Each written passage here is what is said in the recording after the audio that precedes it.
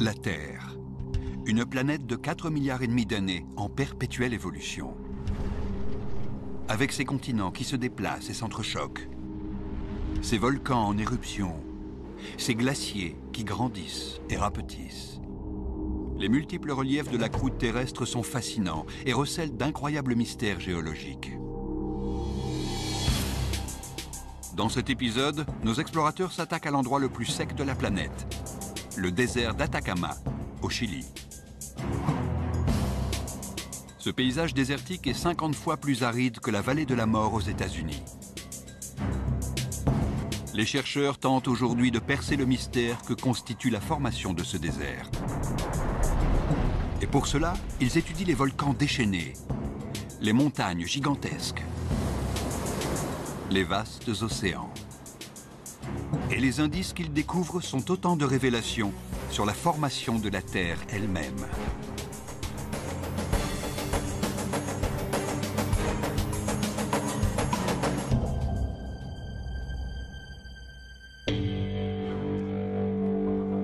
La Terre est une planète bleue recouverte d'eau. Mais dans cette région du nord du Chili, vous n'en trouverez pas une seule goutte. Coincée entre l'océan Pacifique et les volcans côtiers à l'ouest, et la cordillère des Andes à l'est, se trouve Atacama, le désert le plus sec du monde.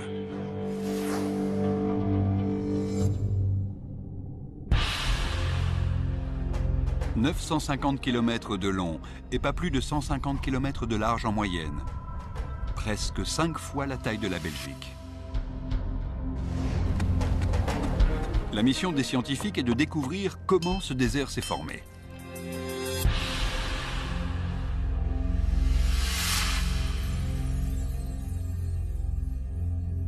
L'enquête commence dans la petite ville tranquille de Quilagua.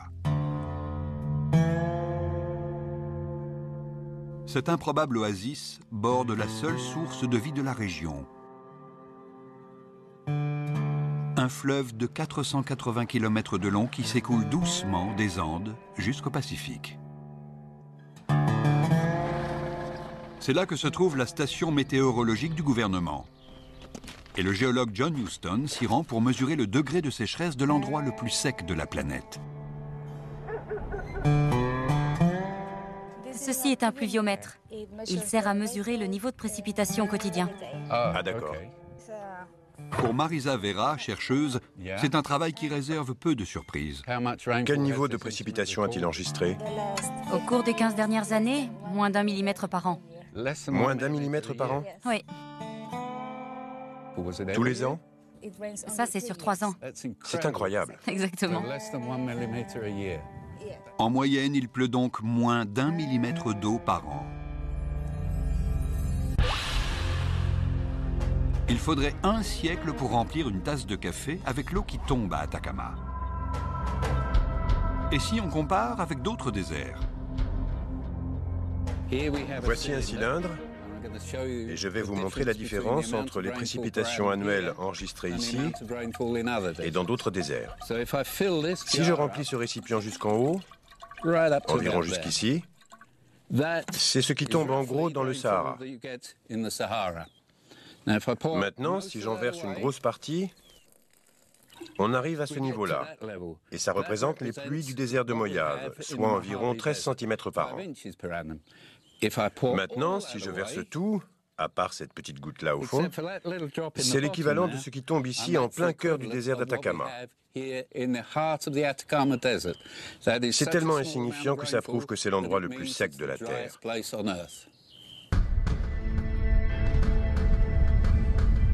Afin de comprendre les causes d'une pluviosité si faible à Atacama, John Huston quitte l'oasis de Quilagua et s'enfonce dans le désert.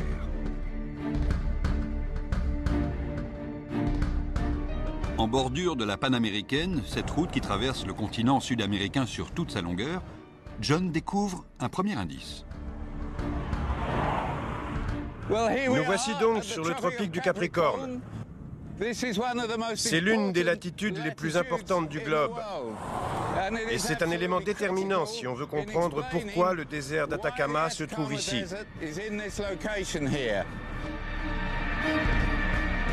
La plupart des déserts de la planète chevauchent 2 latitudes précises.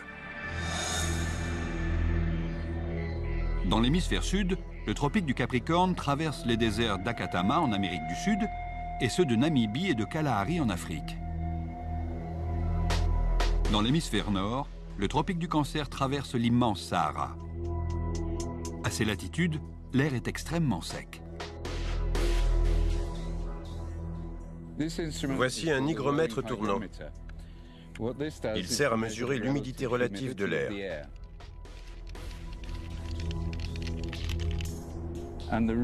Et on peut lire ici que l'humidité relative est de 10%. C'est vraiment peu, vraiment peu.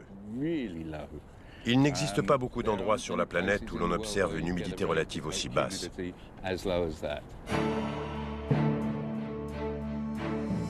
Au tout début du XVIIIe siècle, les scientifiques découvrent pourquoi l'air tropical est aussi sec. Les navires européens qui voyagent alors vers l'Amérique comptent sur les alizés pour faciliter leur traversée. Mais le météorologiste anglais George Hadley ne comprend pas pourquoi ces vents soufflent vers l'ouest alors qu'ils devraient souffler directement vers le nord.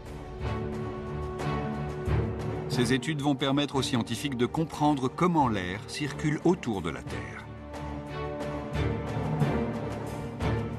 Au niveau de l'équateur, l'air riche en humidité est chauffé par le soleil et s'élève dans le ciel. À mesure que cet air chaud et humide s'éloigne de l'équateur, il perd son eau sous forme de pluie. Et quand il arrive à la latitude des 2 tropiques, l'air a perdu pratiquement toute son humidité et il ne pleut pas sur les terres situées au-dessous.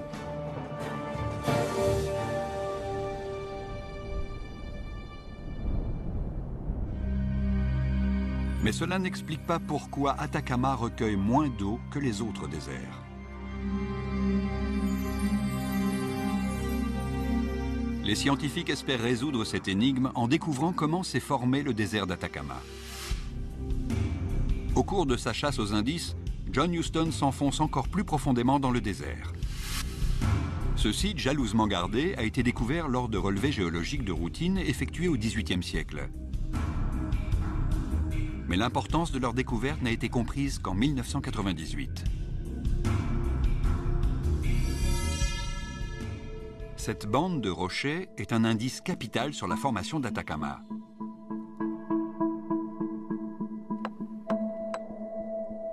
Cette roche délicate s'appelle du gypse.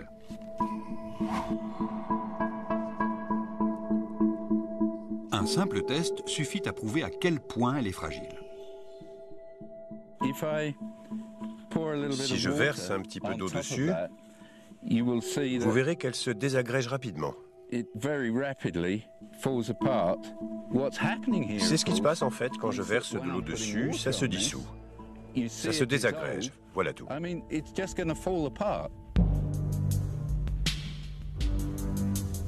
La présence du gypse prouve aux scientifiques qu'il n'y a pas eu de forte pluie ici depuis que la roche s'est formée. L'étape suivante est donc de la dater et de trouver à quel moment l'endroit s'est asséché. Mais on ne peut pas directement dater le gypse. Mais en analysant les fossiles des rochers environnants, on découvre l'âge impressionnant du désert. Atacama est vieux de 150 millions d'années. Ce gypse est vraiment très spécial. Si les précipitations avaient dépassé les 5 cm par an, tout ça se serait dissous et aurait été emporté.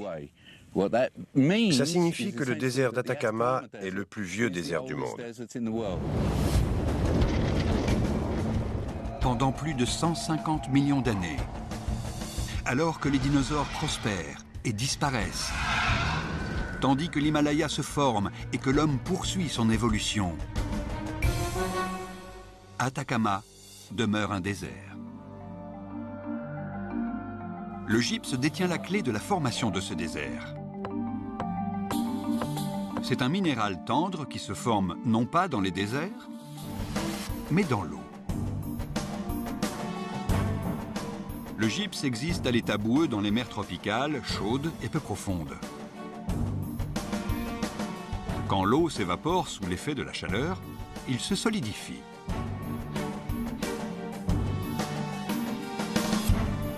La présence de cette roche est la preuve majeure qu'avant d'être un désert, Atacama était le fond d'un océan.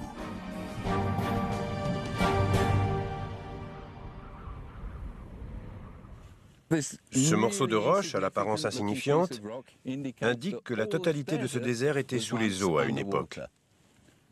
Donc ce gypse, dans cette région du désert d'Atacama, est d'une importance capitale pour comprendre toute l'histoire du désert d'Atacama. Jusqu'à maintenant, grâce aux preuves qu'ils ont réunies, les scientifiques ont trouvé quand et comment le désert s'est formé. L'emplacement d'Atacama, à proximité du tropique du Capricorne, signifie que l'air est sec et qu'il ne pleut pas. Les fossiles découverts dans une couche de gypse révèlent l'âge du désert. Le gypse, une roche qui ne se forme que dans l'eau, indique qu'Atacama était autrefois recouvert d'eau.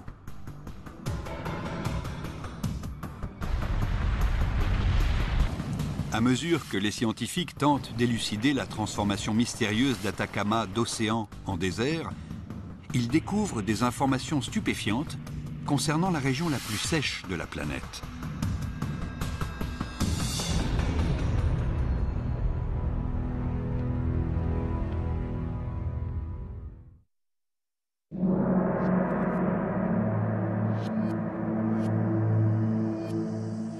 Il y a 150 millions d'années, le désert d'Atacama constitue le fond marin d'un océan.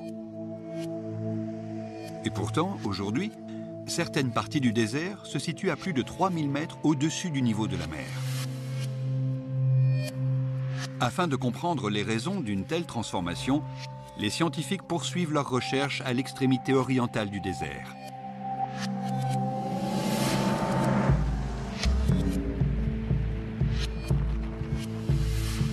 Ce paysage étrange est le plus vaste site géothermique de l'hémisphère sud.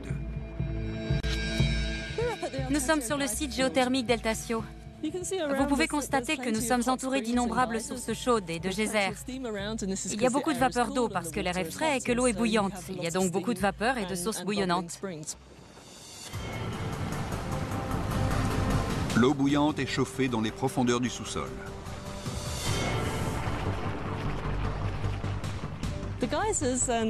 Les geysers et l'eau chaude que l'on trouve à Eltasio indiquent que le sous-sol est composé de roches en fusion. Et vous remarquerez aussi que plusieurs volcans entourent le site. Ici, la Terre est furieusement active. De la roche en fusion remonte jusqu'à la surface et forme des volcans. Les volcans impétueux et les geysers bouillonnants sont la preuve d'un processus mouvementé qui agite le sous-sol du désert.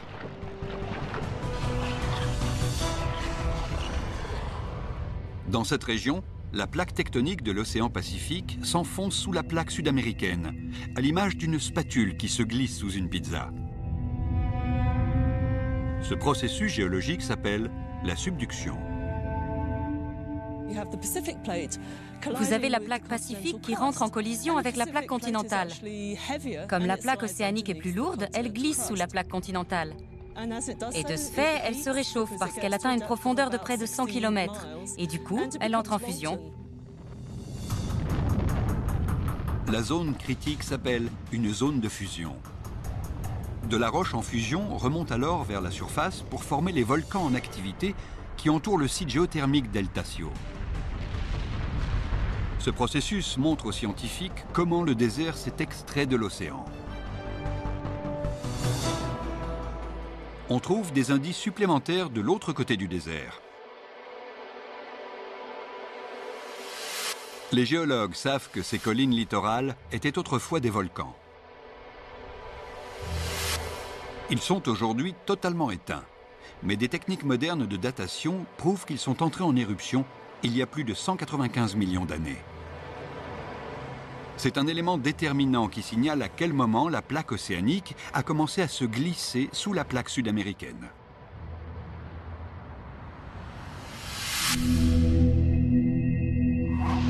À cette époque-là, le désert et même la totalité du Chili sont sous les eaux. Avec le temps, la zone de fusion a été poussée de plus en plus loin à l'intérieur des terres, provoquant la formation des volcans du littoral.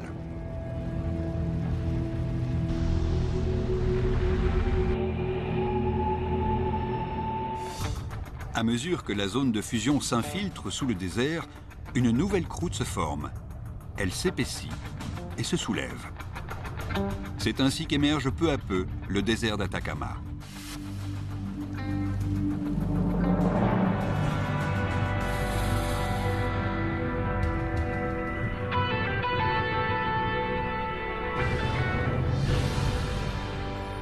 Il y a 50 millions d'années, le même phénomène commence à soulever les Andes.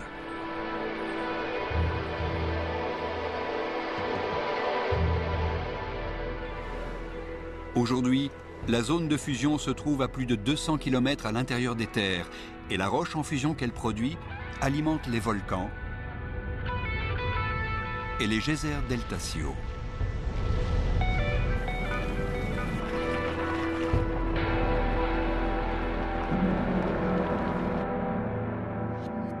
Mais en passant sous le désert d'Atacama, elle a fabriqué ceci.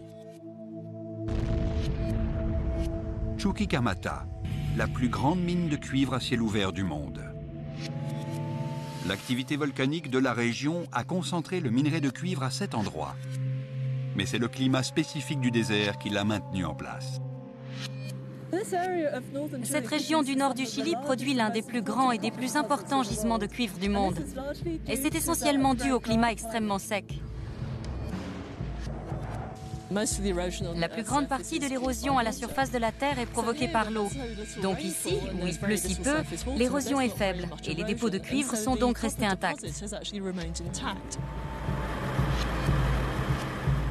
Résultat, cette étendue sauvage et désolée est l'une des régions les plus rentables de la planète.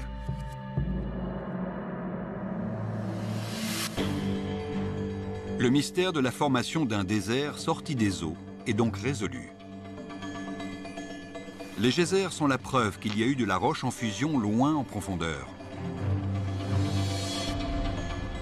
L'existence de volcans en activité révèle le mouvement des plaques les unes au-dessus des autres. Les volcans éteints montrent que ce processus a commencé le long de la côte et s'est déplacé vers l'intérieur des terres, soulevant le désert au-dessus de l'océan. L'étape suivante consiste à essayer de comprendre ce qui a transformé cet ancien fond marin en région la plus sèche de la planète. Une recherche qui couvre 200 ans d'histoire et explique la présence des manchots à la lisière de ce désert.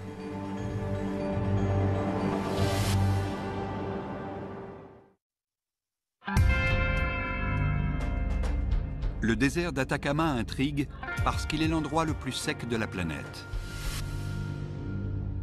Par nature, les déserts sont arides. Mais Atacama est unique.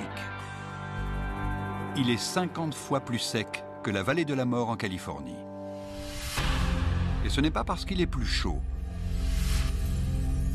À Atacama, il fait en moyenne 27 degrés dans la journée, alors que les températures dans la vallée de la mort grimpent jusqu'à 45 degrés.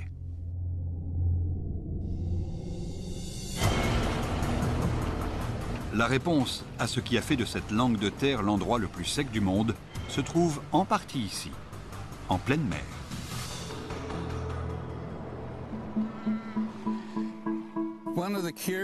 L'une des choses étonnantes concernant Atacama, c'est qu'on y voit des manchots. Les manchots, de toute évidence, aiment l'eau froide. Et c'est plutôt déroutant quand on sait que sur le rivage, il fait très chaud. En fait, la température de l'eau ici est d'environ 13 degrés Fahrenheit, alors qu'à terre, elle est d'environ 27 degrés.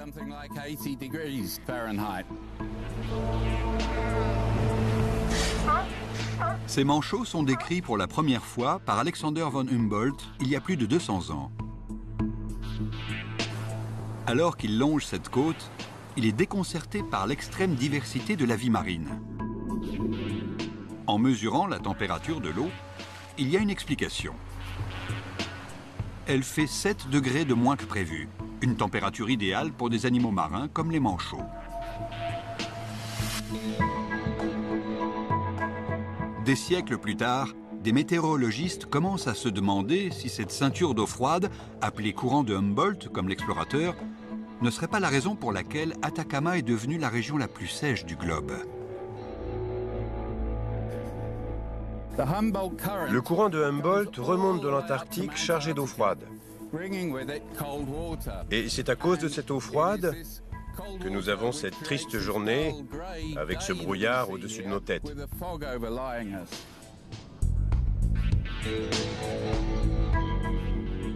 Ce courant provoque le refroidissement de l'air et par voie de conséquence, la formation d'une épaisse couche de nuages et de brouillard qui s'accroche au rivage.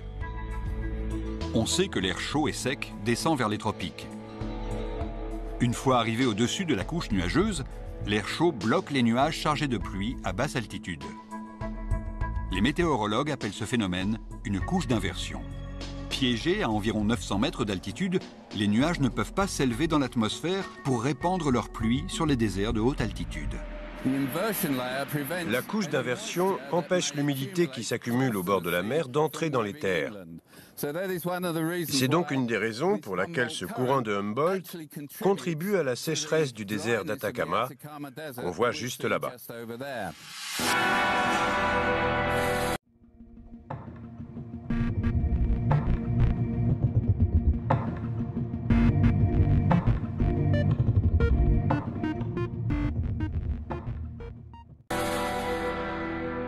Mais est-ce cette couche d'inversion, créée par le courant de Humboldt, qui a transformé Atacama en désert le plus sec de la planète?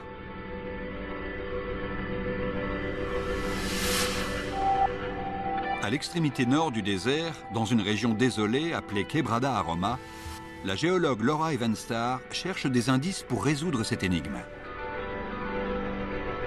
Elle essaie de dater la période à laquelle s'est produite cette extrême sécheresse. D'autres déserts, comme celui de Mojave dans l'ouest des États-Unis, ne reçoivent pas beaucoup de pluie, mais quand il pleut, c'est catastrophique. Les orages déversent des pluies torrentielles qui provoquent des crues subites. Mais pas ici, dans la Quebrada Aroma, qui est à présent totalement sèche. L'un des moyens de dater la dernière chute de pluie ayant provoqué une crue subite est d'essayer de trouver depuis quand les rochers n'ont pas été déplacés. Ce qu'on voit ici, c'est une démonstration miniature de ce qu'il se passe s'il se met à pleuvoir abondamment. Alors, voici la pluie.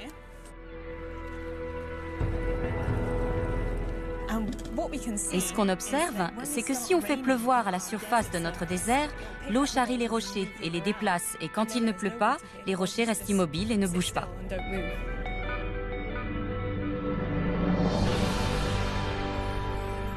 La surface de la Quebrada Aroma est jonchée de rochers.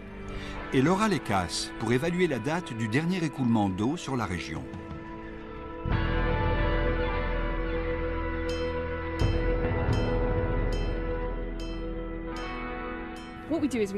Il suffit de détacher un petit bout de la roche qu'on examine pour voir s'il a une couleur très sombre.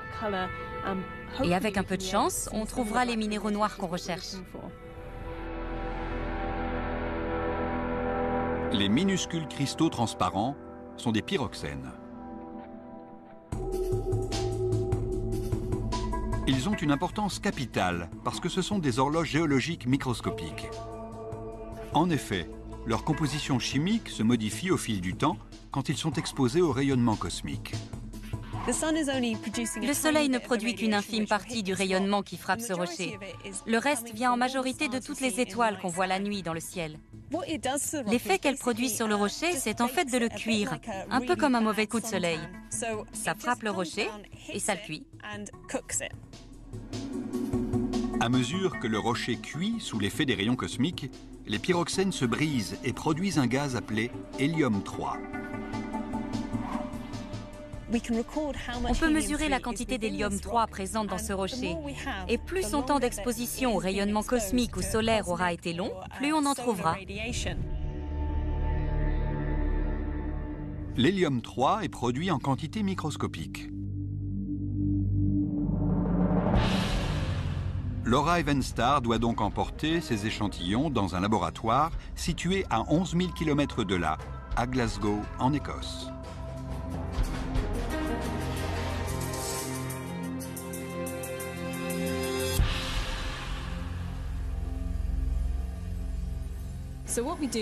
Voilà ce qu'on fait avec le laser. On le dirige sur l'un des réceptacles, comme ça, et on vaporise les cristaux.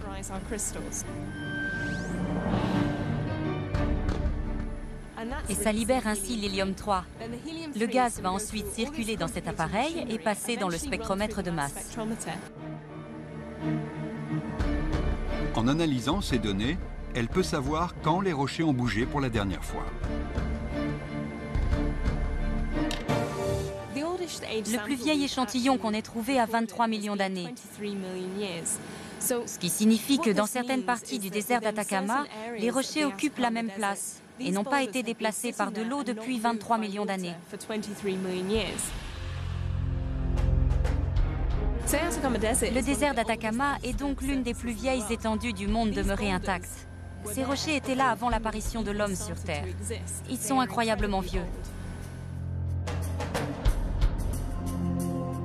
Laura Evenstar a découvert qu'il y a des régions du désert qui sont complètement sèches depuis 23 millions d'années. Cette date est une information capitale pour notre enquête, parce qu'elle correspond à la naissance du courant de Humboldt. L'Amérique du Sud était autrefois reliée à l'Antarctique, mais il y a environ 25 millions d'années, ces deux continents se sont séparés. Un canal s'est formé. L'eau froide de l'Antarctique s'est alors mise à circuler autour du pôle et à remonter vers le nord, le long des côtes. Ce courant froid a provoqué une couche d'inversion qui a piégé les nuages chargés de pluie et déclenché la lente transformation d'Atacama en désert le plus sec de la planète.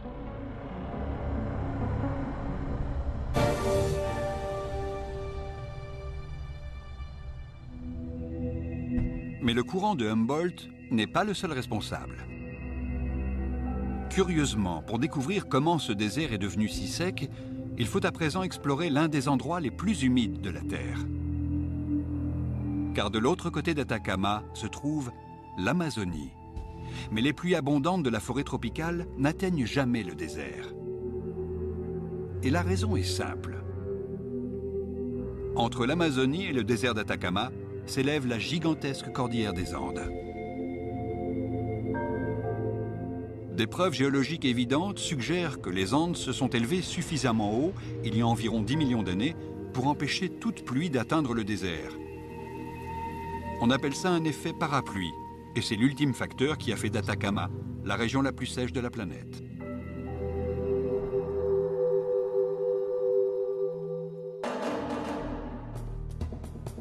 Les preuves expliquant l'extrême sécheresse d'Atacama s'accumulent. Le courant de Humboldt crée un système météorologique qui empêche toute pluie. L'hélium 3 dans les rochers montre que le processus de dessiccation a commencé il y a 23 millions d'années. L'élévation des Andes, il y a 10 millions d'années, l'a rendu encore plus sec. L'enquête semble arriver à son terme. Atacama est une région désertique où il ne pleut quasiment jamais depuis des millions d'années. Mais quelque chose vient soudain contredire cette conclusion.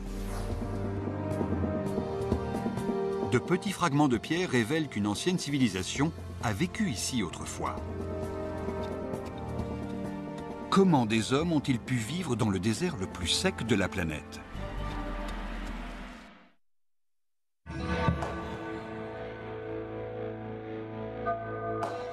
Le désert d'Atacama est sans conteste l'endroit le plus sec de la planète. Après avoir rassemblé suffisamment de preuves, les scientifiques pensent qu'il en est ainsi depuis des millions d'années.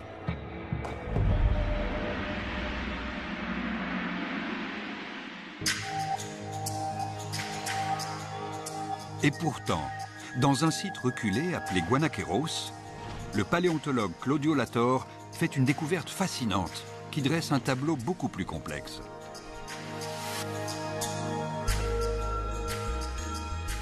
C'est une découverte extraordinaire. C'était probablement un petit couteau ou un grattoir qui a été brisé et jeté. Il coupe peut-être encore. Pour un œil non averti, ça ressemble à un simple éclat de pierre. Mais Claudio Latorre voit bien qu'il a été travaillé et transformé en outil. Et il en a trouvé des centaines comme ça. C'est la preuve que des hommes préhistoriques ont vécu autrefois ici. Il ne s'agit pas d'un campement temporaire, c'est un endroit où les gens habitaient et travaillaient. Ils utilisaient les pierres pour en faire des objets et exploitaient cet environnement en utilisant les ressources qu'ils avaient sous la main.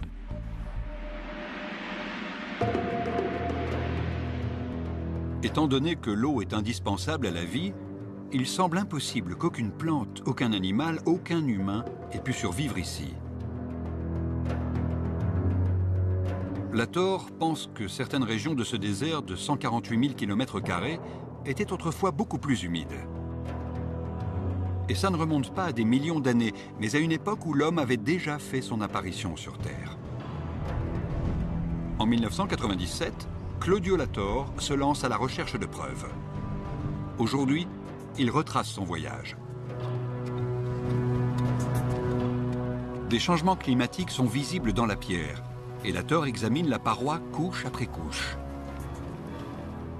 Et il découvre une preuve capitale. C'est là que l'histoire devient intéressante. Cette roche semblable à la craie s'appelle de la diatomite. Elle est faite de restes écrasés d'algues bleues fossilisées, des formes de vie microscopiques qui ne vivent que dans l'eau douce. Ce que cette pierre nous dit, c'est qu'il y avait ici une zone humide.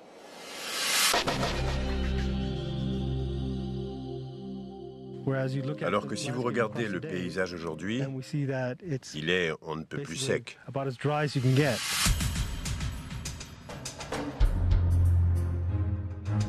Et pourtant, il y a bien longtemps de cela, il y avait de l'eau à la surface de ce désert. L'étape suivante pour Latorre est de déterminer à quelle époque. La datation par le carbone 14 est l'une des méthodes les plus précises de datation. Mais pour l'utiliser, il faut des échantillons d'origine organique. Claudio Latorre passe alors le désert au peigne fin.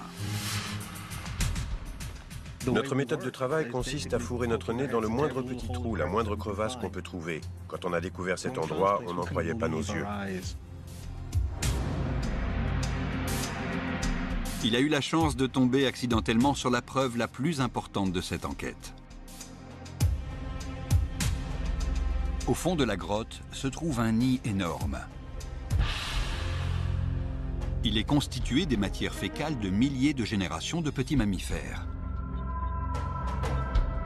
La taille et la forme des crottes indiquent à Latorre que ces animaux sont des rats chinchillas.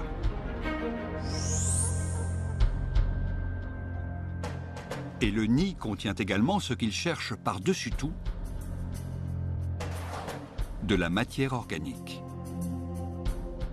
Quand on a découvert le site, l'une des découvertes les plus excitantes qu'on ait faites, c'est que le nid était plein d'herbes. Maintenant, regardez autour de vous aujourd'hui et dites-moi d'où vient cette herbe. On a su immédiatement qu'il y avait eu un changement radical de végétation. Cette herbe a l'air aussi fraîche que si elle avait été ramassée la veille. Mais quand Latorre date l'herbe du nid par le carbone 14, il découvre quelque chose d'incroyable. L'herbe a plus de 11 000 ans. Ce que je tiens dans la main est un ancien écosystème. On ne peut pas obtenir d'indicateurs plus parlants. On ne peut pas trouver mieux. Il y avait beaucoup d'eau ici dans le passé.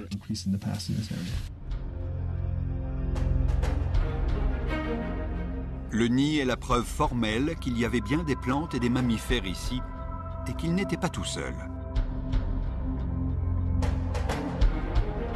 Sous l'épaisse couche du nid se trouve une autre couche riche en outils fabriqués à la main. Si on cherche un peu, on trouve des traces de cette activité humaine. Il y a plein de petits fragments ici par terre. Certaines régions d'Atacama sont entièrement sèches depuis 23 millions d'années.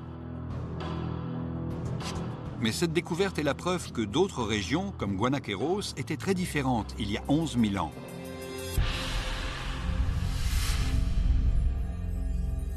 Il s'agit d'un instantané fossilisé d'un écosystème différent qui revient un instant à la vie.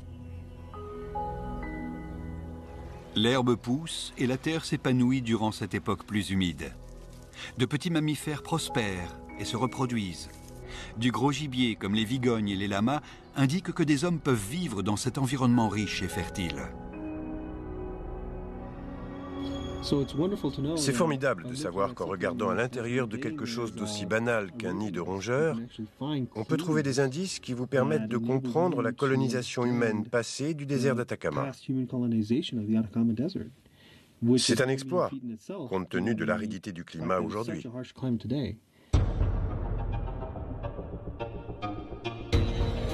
La date du nid permet aux scientifiques d'établir une hypothèse concernant la provenance de l'eau.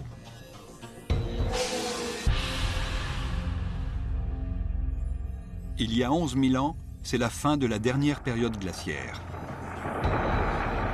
Le climat de la planète est en train de changer. La pluie tombe en abondance sur les sommets des Andes et descend en rivière jusqu'au désert.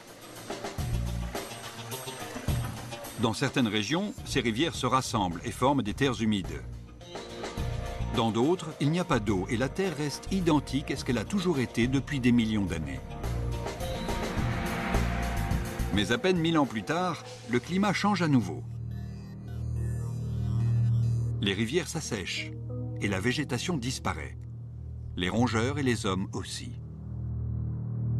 Aujourd'hui, la moindre goutte d'eau est absorbée par la terre desséchée. Claudio Latorre nous montre à quelle profondeur elle se trouve désormais. Juste pour vous donner une idée des changements qui se sont produits depuis l'époque des terres humides, voici une petite expérience que nous pouvons faire. Ceci est un puits dans lequel je vais faire tomber ce caillou et je vais compter. Nous allons voir combien de temps il met pour atteindre l'eau.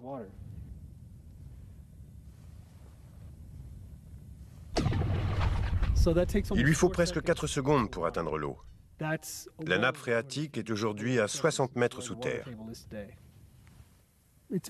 C'est à peu près aussi sec que ce que l'on appelle un désert absolu.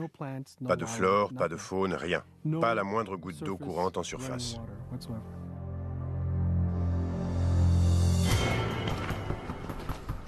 Les recherches concernant l'endroit le plus sec de la planète ont pris une tournure surprenante. La présence d'outils prouve que des êtres humains ont vécu ici. La diatomite indique que le climat a été plus humide à une époque. Les crottes de rats et la paille permettent d'établir qu'il y avait un écosystème différent il y a 11 000 ans. Mais ce n'est pas tout. Ce désert extraordinaire n'a pas fini de dévoiler tous ses mystères.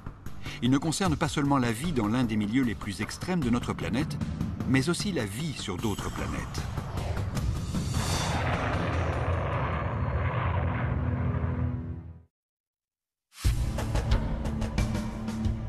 Aujourd'hui, les scientifiques pensent qu'Atacama n'a jamais été aussi sec.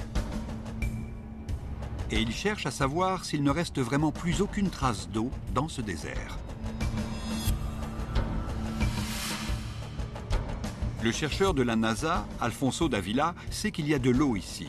Il y a de grandes chances pour qu'il y ait aussi de la vie. Mais lors de sa première visite, les indices ne sont pas encourageants. La première fois que je suis venu ici, j'ai roulé dans le désert pendant 3000 km et quand je suis revenu à mon camp de base, j'ai réalisé que je n'avais aucun insecte écrasé sur mon pare-brise. C'est le seul endroit au monde où ça me soit arrivé. Ça prouve à quel point cet environnement est dur pour toute forme de vie. Depuis les années 1960, les chercheurs de la NASA donnent la chasse aux bactéries dans les sols pauvres et ils ne trouvent rien.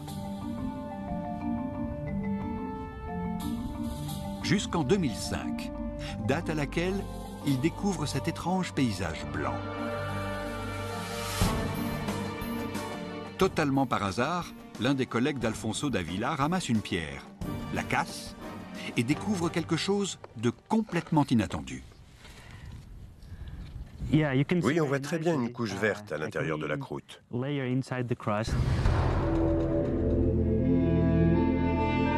Sous le microscope, la présence de cette tache vert pâle n'a qu'une signification. À notre grande surprise, on voyait un micro-organisme vert vivant à l'intérieur de la roche. Ça a vraiment été une grosse surprise, car personne ne s'attendait à trouver des micro-organismes en plein milieu de l'endroit le plus sec de la planète. Totalement par hasard, il découvre la vie cachée à l'intérieur d'un caillou. Ce minéral, c'est du chlorure de sodium, connu aussi sous le nom de halite. C'est un minéral très commun dans le désert d'Atacama et on le trouve aussi dans toutes les cuisines du monde, puisque c'est exactement le même sel que nous utilisons pour accommoder notre nourriture.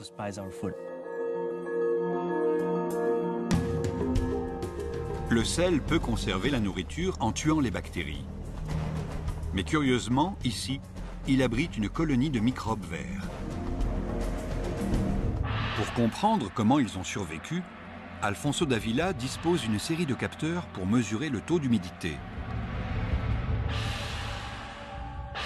Selon ses recherches, même si le taux moyen d'humidité dans l'air du désert n'excède pas 10%, il arrive parfois qu'en de rares occasions, il grimpe jusqu'à 75%.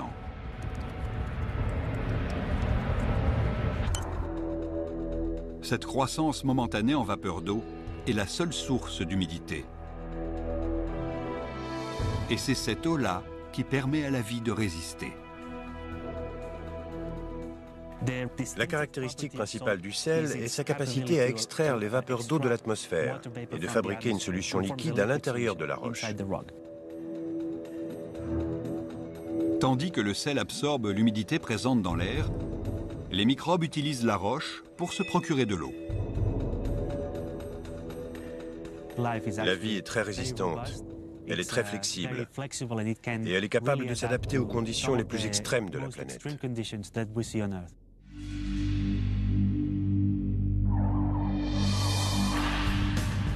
La NASA pense que cette découverte faite dans le désert d'Atacama peut être utile pour rechercher la vie sur Mars. En 1976, la sonde Viking détecte la présence d'eau dans la fine atmosphère de Mars.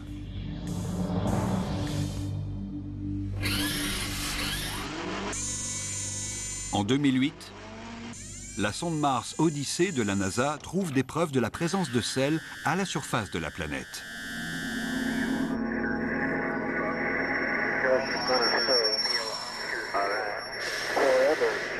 Alors, quand les hommes parviendront enfin à aller sur Mars, ils ne chercheront plus la présence de la vie à la surface du sol martien,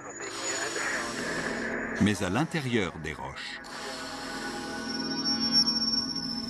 Malheureusement, il faudra patienter encore longtemps avant que les hommes puissent marcher sur Mars. En attendant, nous venons dans le désert d'Atacama pour étudier ce genre de roches qui détiennent probablement l'explication de la présence de la vie sur Terre et qui permettent d'envisager la vie sur d'autres planètes de notre système solaire. Il est donc possible qu'une découverte accidentelle dans la région la plus sèche du globe conduise un jour les scientifiques à casser une roche martienne et à découvrir à l'intérieur la présence d'une vie extraterrestre.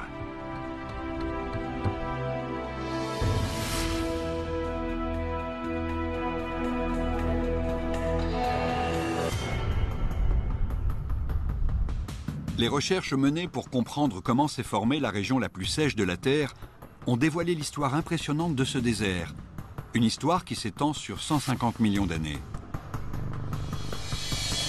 Le gypse, une roche qui se forme dans l'eau, prouve que ce désert a été autrefois le fond d'un océan. Les geysers révèlent la présence, dans les entrailles de la Terre, d'une intense activité volcanique qui a soulevé Atacama au-dessus de l'océan. De petits cristaux de pyroxène indiquent que dans certaines zones, le désert est devenu totalement sec il y a 23 millions d'années. Les nids de rats sont la preuve qu'une petite poche de vie a prospéré en plein désert à la fin de la dernière période glaciaire. Des micro-organismes verts dans le sel démontrent que même ici, la vie parvient à résister. Aujourd'hui, cet endroit est unique au monde. C'est un désert absolument parfait et les recherches concernant sa formation permettent d'éclairer d'un jour nouveau d'autres chapitres de l'histoire de la formation de la Terre.